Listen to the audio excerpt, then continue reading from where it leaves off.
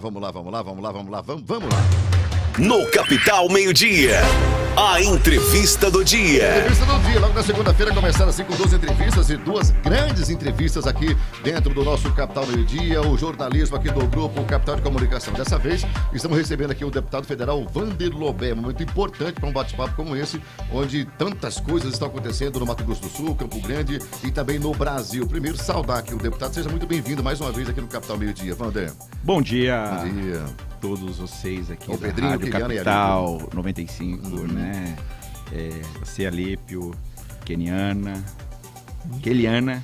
né? E o Pedrinho. Não, o Pedrinho lá, sou eu, esse aí tem que ser Pedrão, que esse e o Pedrinho, Alipão, vocês que Netão. estão me permitindo poder estar falando um pouco das nossas ações. E a todos aqueles que estão nos ouvindo aqui na capital. 95, na capital. Muito bem, Wander. É interessante, né? Deixar registrado aqui que é muito importante receber um cara com a influência e o tamanho que você tem na política de Mato Grosso do Sul, do Brasil, quanto você representa, né, o atual governo no meio de tantas coisas acontecendo no Brasil. É muito importante ter um cara como você, de dentro, né, dali do governo federal, para vir esclarecer muitas coisas para a gente aqui dentro do Capital Meio-Dia, um programa muito ouvido aqui na hora do almoço. Então, quero que você saiba que para a gente é muito importante a sua presença nesse momento aqui. Obrigado, Pedrinho. Tá bom? Bom, vamos lá, deputado. Você deve assumir aí a presidência do PT aqui no Mato Grosso do Sul com o apoio da maioria. O que essa nova missão representa e quais serão as prioridades à frente do partido aqui no estado daqui para frente, Wander? Então, Pedrinho, eu sou candidato, nós vamos ter agora em julho o nosso PED, né, que é um programa da eleição direta para a escolha das nossas direções. Nosso partido é um partido que tem uma história, 45 anos. Você sabe, num país continental como o nosso, você ter um partido nacional não é fácil. Verdade. E o PT tem uma discussão, uma relação, uma democracia interna muito grande, Sim. muito forte. Sempre falamos né? disso aqui. Temos um monte de defeito, mas isso, independente se eu sou parlamentar ou sou militante mais humilde, mais simples, ele tem o direito de disputar de igual para igual. O voto lá dentro na direção do partido é igual de todos. E é um momento de você fazer um grande debate, de você discutir, né? Eu acho que eu já fui presidente. E eu tenho uma trajetória muito diferente da maioria dos nossos quadros, do Zeca, do Pedro Kemp, da própria Gleice, lá de Dourados, né? Eu sou um parlamentar que eu fiz minha trajetória toda internamente dentro do PT. Eu nunca fui candidato a vereador, assim, nós, até pela nossa militância, os nossos quadros sempre se colocaram à disposição para o projeto político, e aí perderam eleições, ganharam eleições. Eu não. Eu fui internamente no PT. Até 98, nunca tinha sido candidato a nada, a não ser internamente. Eu coordenei a campanha, fui presidente do partido aqui de Campo Grande. E aí, quando nós ganhamos o governo, eu virei secretário. Depois, em 2002, que eu virei, disputei a eleição e virei deputado federal e estou no 6º mandato. Olha aí. E fui presidente do PT naquela época, do governo Zeca. Né? A gente conseguiu fazer 12 prefeituras, mais de 100 vereadores. Foi um momento, o auge que nós vivemos, tanto aqui no estado, elegemos 3 deputados federais, um senador, né, e uma bancada de 4 deputados estaduais. Foi o ápice do PT. E agora eu estou voltando, né? Estou muito animado, né, porque acho que o PT vive um processo interno, um desafio enorme, que vai ser o projeto de reeleição do presidente Lula, mas na sua organização. Nós vamos ter, pela última vez, se Deus quiser, o presidente Lula na urna eletrônica. E nós temos o Lula praticamente desde 89, da redemocratização, sempre como candidato, e as 2 vezes que não foi, né, apoiando abertamente a Dilma, que fez a Dilma, depois fez o Haddad, apoiando o Haddad. E aí voltou a ser presidente. Então vai ser a última. E o desafio enorme é o pós-Lula. E vai passar pelo partido. Eu acho que a minha experiência, a capacidade, a interlocução que eu tenho com as forças e com as correntes internas dentro do PT, com a sociedade, eu me fui convocado por uma parcela do partido, né? Primeiro da minha corrente interna dentro do PT, para colocar meu nome, a minha experiência, a minha história, para voltar a presidir o partido. E coloquei, agora tenho o apoio da deputada Camila, do Zeca, do Pedro Kemp, 90% do partido. esperava ser candidato único, mas o PT, a eleição interna nossa é pior que o do Papa, né? Mas, graças a Deus, vamos fazer um debate de alto nível, discutindo estratégia, tática eleitoral, formação política. Acho que o partido precisa retomar a formação política, a organização nos 79 municípios. Eu quero descentralizar a minha gestão, cada trimestre fazendo uma região do estado, com os diretórios municipais, né? Dar aquela movimentação e principalmente ouvir a base do partido. Seja qual que é a melhor política para o ano que vem, de aliança, qual que é a montagem da chapa, a organização partidária, a comunicação. Nós precisamos, né, agora com as mídias sociais, a gente precisa estar conectado. E eu estou muito entusiasmado com esse projeto de voltar a ser presidente do PT. Muito bem, vamos lá. Deputado, a gente acompanha desde, que eu estou falando mais individualmente que Eliana mesmo, né? Acompanha a política e participa da política do estado de Mato Grosso do Sul desde 2002. Quando foi, inclusive, a eleição do senhor e a eleição do Zeca do PT. E eu percebo, assim, que desde 2002, pelo menos, tá? O PT, ele já teve realmente momentos áureos aqui no estado de Mato Grosso do Sul. E nós estamos também vendo que, principalmente na última eleição de 2022, e também a projeção, talvez, para 2026, é que o PT, ele tem se diminuído. Você falou de algumas possibilidades de estratégias, mas qual vai ser o comportamento mesmo do Vander Lobé na presidência, já que é um momento diferente daquela, quando você foi presidente? Verdade, Keliana. O desafio nosso é construir a reeleição do presidente Lula. E você tem que, eu acho que quem se propõe a ser dirigente e presidir, é evidente que nem preside sozinho, tem toda uma direção, né? É você avaliar a sua capacidade. Se você é melhor ter uma candidatura própria, vai depender da tua musculatura, da tua força, ou se você vai fazer aliança. Historicamente, nós sempre tivemos candidatos a governadores e prefeitos em Campo Grande e Dourados, desde 1989. E eu acho que o momento agora nos requer a gente construir uma estratégia, buscando ampliar uma frente o mais ampla possível. O presidente Lula tem feito gesto isso no governo. Se você pegar esse partido todos, União Brasil, PP, MDB, está tudo na base lá do governo, sem discutir se vai estar junto no ano que vem ou não, né? Mas claro que você não dá para unificar uma aliança só nacionalmente num país continental como o nosso. Eu tenho defendido muito essa coisa da regionalização. No caso, aqui nós estamos no governo Rídio. Vamos ter que tomar uma decisão. E esse PED vai nos permitir a gente aprofundar esse debate, discutir. Eu quero ouvir a base do partido. Se é melhor ter candidatura própria, se é possível construir aliança, né? Não tem problema. Nós sempre tivemos candidatura própria. Tem que buscar novos quadros para o partido. Eu acho que a gente tem que ser... O desafio ser revolucionário nessa eleição é você defender a democracia e o nosso projeto de reeleição do presidente Lula, que eu acho que com todas as entregas, eu quero falar um pouco disso, vai ser uma eleição ainda muito difícil, até pela polarização, pelo país continua dividido, mas eu acho que o perfil do Lula, a gente vai chegar administrativamente muito forte por tudo que a gente está projetando e que está em andamento, e eu acho que começa a partir do segundo semestre as entregas do governo federal, que vai proporcionar o presidente Lula chegar o ano que vem numa condição muito boa para fazer a disputa. Mas com tudo isso, não vai ser uma eleição fácil. Exige da gente, né, ampliar ao máximo as alianças. Não dá para a gente achar, nós vamos ganhar porque o presidente Lula já fez o terceiro mandato, as reeleições todas nós ganhamos.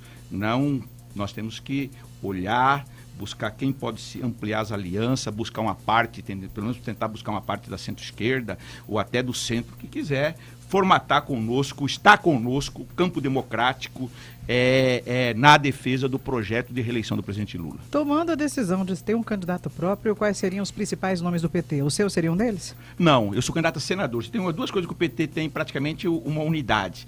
É a reeleição do Lula e a eleição de uma candidatura do Senado, que é o meu nome, sou candidato a senador nessas eleições. Acho que o PT, historicamente, sempre fez um senador aqui. O PT não, o presidente da República. Se você pegar 94, o Rames se elegeu com o apoio do Fernando Henrique e tirou o Rachid Saldanha Dersi. 8 anos depois, 2002, o Lula e o Zeca fez o Delcídio. 8 anos depois, a Dilma fez o Delcídio. 8 anos depois, o Bolsonaro fez a Soraya. E eu espero que 8 anos depois o presidente possa fazer de novo um senador, e aí, pela minha história política, pelo meu tempo de deputado, pela minha experiência em Brasília, eu acho que, como é 2 votos, né, eu unificando o PT, eu acho que eu posso chegar a 27%, 28% dos votos que o PT tem no Estado. E quais seriam os outros, então? E aí buscar o segundo voto até com os prefeitos, na relação que eu tenho, do respeito que eu tenho, da forma com que meus 6 mandatos sempre foi o meu comportamento, sempre de respeitar quem se elegeu, independente se o cara é do partido A, B, ou C ou D. Né? Mesmo agora, os próprios prefeitos do PL têm uma excelente relação, até porque se você defende a democracia, se você acredita na democracia, terminou as eleições, foram eleitos. Você é obrigado, na minha opinião, né, e eu me comporto desse jeito, a estar atendendo esses prefeitos, as reivindicações desses prefeitos, porque eles foram eleitos democraticamente e eu tive voto naquele município. Eu acho que esse comportamento me credencia numa parte do segundo voto de boa parte dos prefeitos do nosso estado. Muito bom. Vamos lá, senhor Alípio Deputado, Neto. o senhor citou sobre essa questão da última eleição, né, do presidente Lula, poderia ser essa última eleição, aliás, provavelmente será. Né? Após isso, o partido ele terá que se ressignificar com algumas coisas, formar novos líderes. E a gente percebe o seguinte, que o PT, por mais que existe algumas críticas em cima do partido, mas se tem uma coisa que todo mundo tem que falar é o seguinte, que vocês podem quebrar o pau internamente, mas quando sai dali, abriu a porta, vocês são muito unidos entre vocês. Um problema que a direita não conseguiu ainda encaixar, alinhar sobre isso, conseguir essa união que hoje o PT tem com a esquerda. Eu queria saber do senhor o seguinte, iniciando-se uma nova era no PT, qual o principal desafio que o senhor acha? Eu sei que vocês já começaram a renovar, temos aí o exemplo da deputada Camila Jara, do vereador Vladimar, do próprio Jean, do Franklin Dourado. Exatamente. Então, a Gleice. Então, eu acho que o partido já entendeu sobre essa questão da renovação que é necessária. Agora, será que o principal desafio seria começar a entrar no domínio das redes sociais, que a gente sabe que é um campo ainda que o partido não conseguiu ainda entrar de forma forte?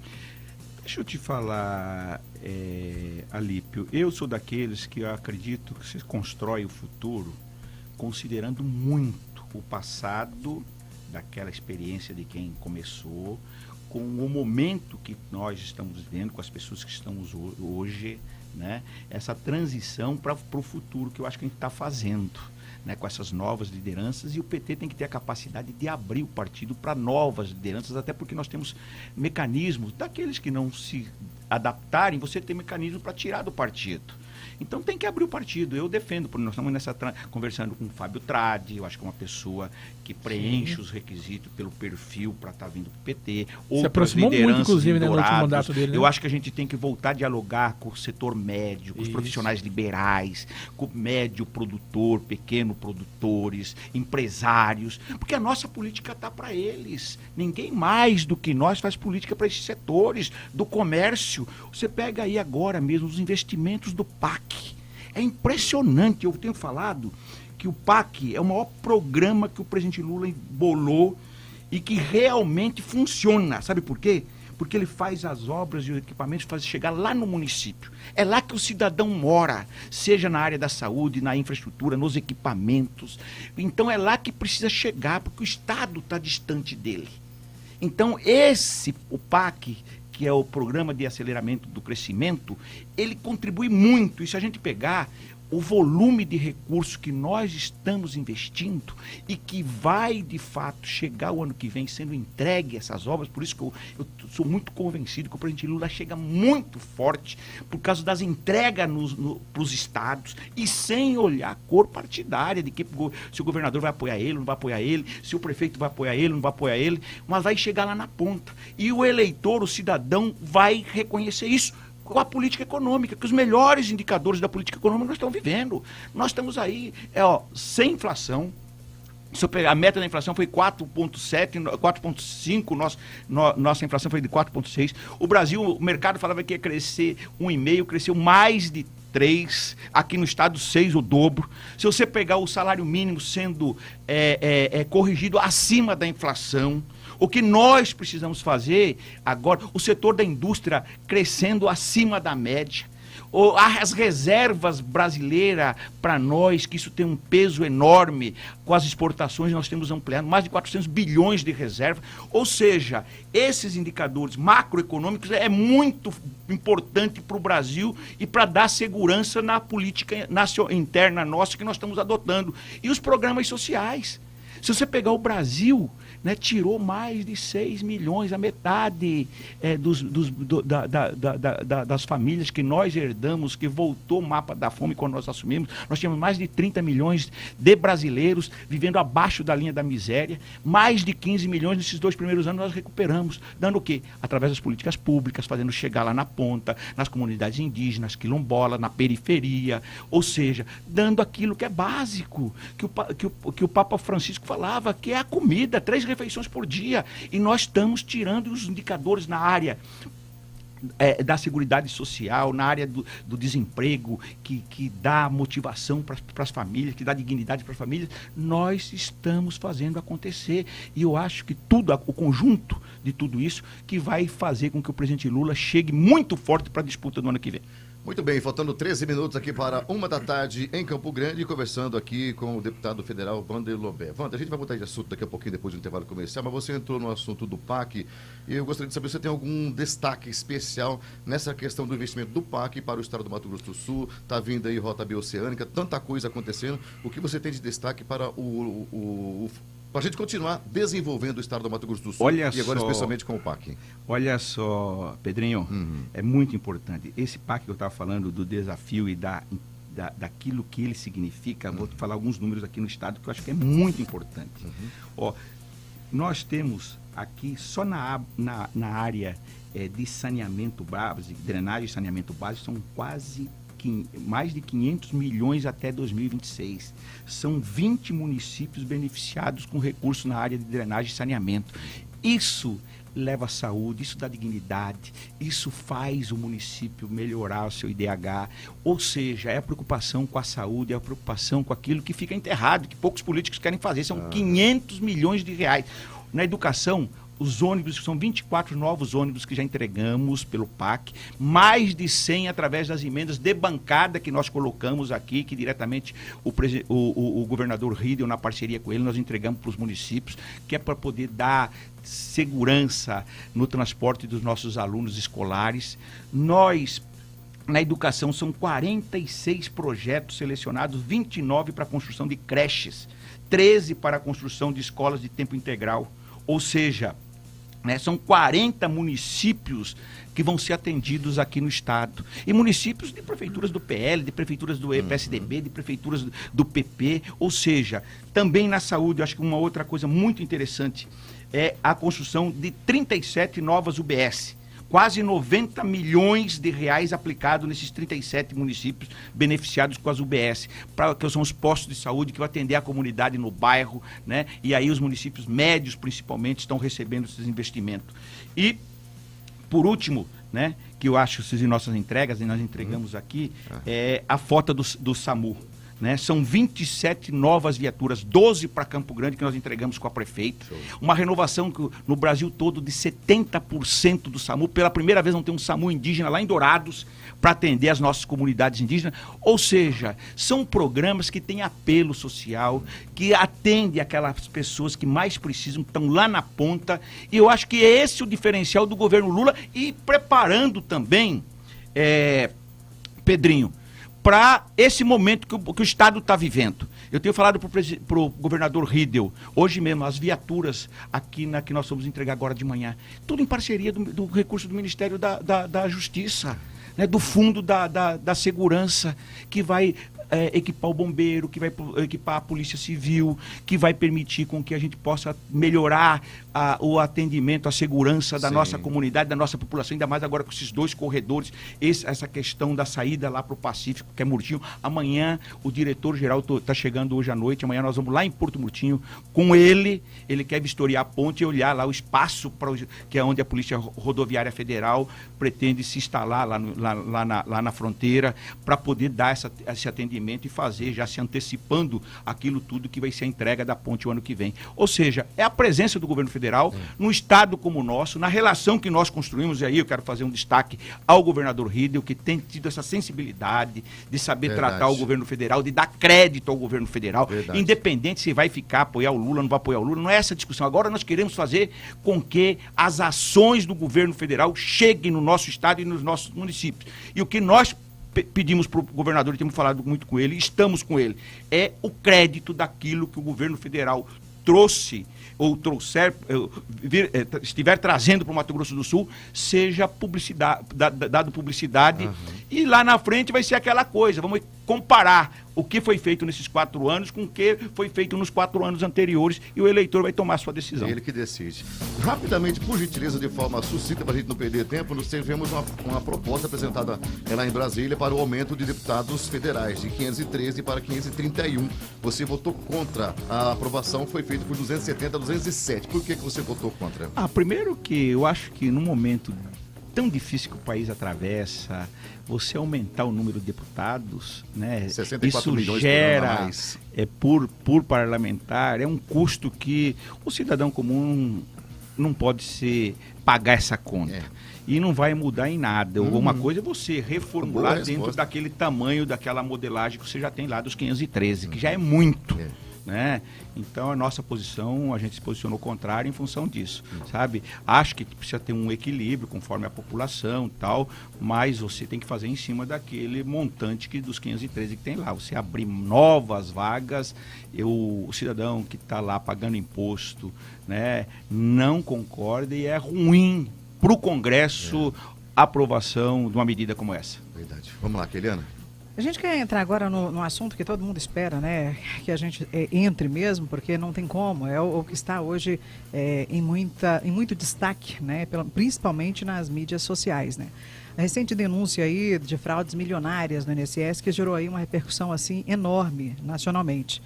A gente queria saber do senhor se o senhor é favorável à instalação de uma CPMI para investigar o caso, ou acredita que os órgãos competentes que já estão fazendo as suas investigações, eles estão agindo de forma já eficaz e por isso não assina a CPI? Keliana, deixa eu falar para você, eu acredito nos órgãos de fiscalização, né?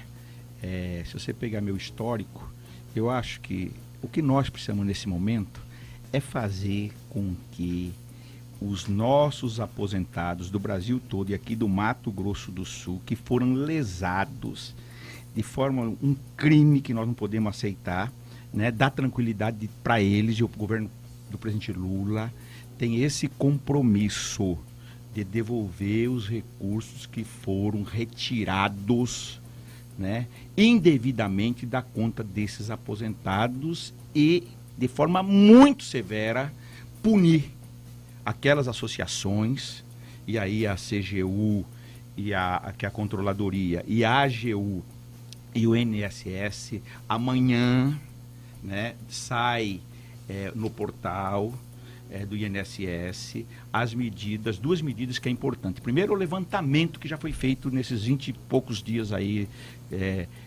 de apuração, né? Nós temos, só para você ter uma ideia, 27 milhões de aposentados que vão ser informados que não tiveram deduções, e 9 milhões de aposentados que foram tirados indevidamente das suas contas.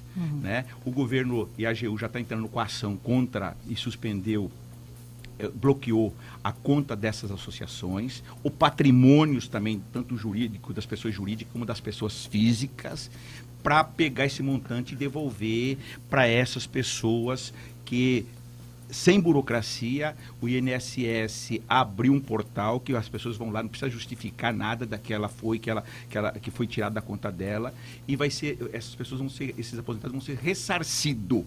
E eu acho que essas são as principais medidas, são 9 milhões, e aí eu acho que tem que apurar, e a fundo. O presidente Lula, uma outra coisa importante, né? Se tentou jogar, tem que esclarecer. Se não tivesse uma Polícia Federal equipada, se não tivesse a CGU e a AGU, a CGU investigando, esse processo todo começa em 2019, para não ficar aquela, é agora da época do Lula, né? Fica esse jogo. Não, tem que ser apurado. Se tiver agora, tem que doar quem doer. Tem que pegar e apurar e punir todos. Resolver. O que se tem concretamente é que foi lá em 2019, não se teve nenhum tipo de apuração. Agora 2023 começou. Eu acho que o governo podia até ter acelerado mais rápido isso, mas teve todo o processo e agora vai a fundo, né? Afastou quem tinha que afastar e agora eu acredito muito que se a gente, através da Polícia Federal, da CGU, né, e da Controladoria da União, não conseguir fazer ou não dar resposta, aí cabe uma CPI, né? Porque senão fica só aquela coisa para desviar o foco e os órgãos que são de fiscalização que tem que operar nesse momento e ir a fundo para levantar quem foram o que se apropriaram indevidamente essas associações do dinheiro dos nossos aposentados, devolver para eles, acho que é uma obrigação que o governo tem que fazer, com certeza, né? E também ir atrás de recuperar esses recursos dessas associações, desses empresários, seja ele da pessoa física ou da pessoa jurídica, para voltar esse dinheiro pro cofre do Tesouro. Isso. Só um pouquinho, levando em conta... Temos um minuto, viu, gente? Só? Não, então vai lá, Olímpio, senão a gente vai ficar sem pergunta. Vai lá. Por favor. Bom, deputado, o senhor sabe que, além do impacto financeiro, essa fraude, ela abalou com a confiança da população do sistema previdenciário. Eu gostaria de perguntar para o senhor o seguinte, como o senhor acredita que o governo federal deve trabalhar para recuperar essa credibilidade junto aos brasileiros? E junto, eu também quero perguntar para o senhor o seguinte, o senhor acha que chegou o momento de a gente rever essa política, esse vínculo com associações, né, na qual sabemos que no governo passado foi feito até um decreto suspendendo essa automatização com as associações, esses descontos. Porém, foi derrubado posteriormente. O senhor acha que talvez seria o momento de repensar nesse vínculo dessas associações, essa liberdade que eles têm? Deixa eu te falar, o que tem que se criar é mecanismo de transparência. Acho que as associações têm, sabe, você tem que separar o joio do trigo. Você tem associações sérias, né? Senão, agora, os órgãos precisam fiscalizar e tem que fiscalizar e a fundo. Não interessa se é nesse período nosso ou no período do governo anterior. É todos aqueles que se apropriaram indevidamente do salário ou tiraram o recurso dos aposentados que já ganha pouco, precisa ser punido severamente. E é ordem do presidente Lula, tanto para a AGU como para a CGU, como para a CGU. E a Polícia Federal. E a fundo. E nós vamos a fundo. Eu tenho certeza que isso vai fazer com que a credibilidade do INSS se recupere. Principalmente quem tem que pagar também a conta tem que ser quem roubou também. Exatamente, que são, seja na jurídica ou seja na física. Exatamente. Isso a Polícia Federal já está investigando. Tá certo. Finalizando aqui mais uma edição do nosso Capital Meio Dia. Como eu disse, é sempre muito importante você aparecer por aqui, vamos debater esse papo com a gente, com a população de Campo Grande, do Mato Grosso do Sul. Deputado federal pelo PT, provavelmente futuro presidente do PT aqui no estado do Mato Grosso do Sul. Receba um grande abraço da Soraya Diba, nossa diretora, de todos nós. Eu desejo uma boa semana e um bom trabalho para você lá em Brasília. Wander. Eu que agradeço a vocês e a Soraya aqui, que sempre os microfones estiveram abertos para todos poder falar da sua mensagem. Muito obrigado e uma boa semana a todos vocês. Muito bem. Voltamos amanhã na programação da Capital 95. Hoje é segunda-feira. Uma ótima semana para todos e até amanhã. Você ouviu Capital Meio Dia. De volta amanhã ao meio-dia.